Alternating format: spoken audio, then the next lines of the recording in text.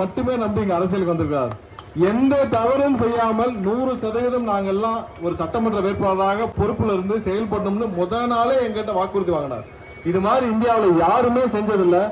நாளைக்கு ஏதாவது ஒரு தவறு நடந்தால் நீங்க மக்கள் தட்டி கேட்கறீங்களோ இல்லையோ, எங்களுடைய தலைவர் கண்டிப்பாக எங்களிடம் தட்டி கேட்பார். நான் இப்ப வர்ற வழியில எல்லாம் பாக்குறேன், எல்லா இடத்துலயும் சாலைகள் இப்படி இருக்கு. இத்தனை ஆயிரம் உங்களுக்கு தெரியும் மதுரை மாநகராட்சியில் என்ன நடந்துச்சுன்னு. 304 கோடி மேயர் மட்டும் இந்த சொத்து வரி செலுத்துறதுல ஊழல் பண்ணிருக்காங்க. சொத்து வரி செலுத்துறதுல மட்டும் 300-400 கோடினா அப்ப மத்த எல்லாரும் எடுத்துக்கங்க. அப்ப உங்களுக்கு செய்ய வேண்டிய விஷயங்கள் எல்லாத்துலயும் இந்த சாக்கடையில இருந்து ரோடு போடுறதுல இருந்து பாலத்துல இருந்து எல்லாத்துலயும் அவர்கள் கொள்ளையடித்து வெறும் பில்லு மட்டும் தான் போட்டு வச்சிருக்காங்க. எல்லாம் வரும், பேம்ப்ளெட் வரும், வீட்டுக்கு பணமும் வரும். எல்லாத்தையும் பார்த்து அந்த ஜோக்கர்களை பார்த்து ரசிங்க. ஒரு கவலை இல்ல.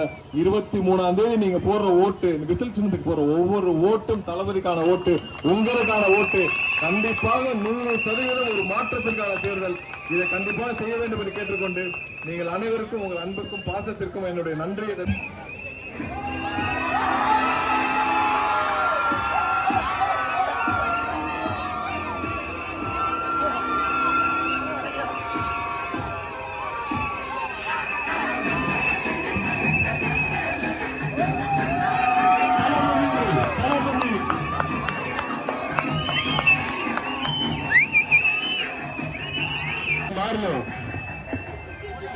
தளபதி உங்களுக்காக வந்திருக்காரு. சினிமா திரையுலகத்துல மக்களுக்காக வந்திருக்காரு. அவர் கைவிட்டாதீங்கன்னா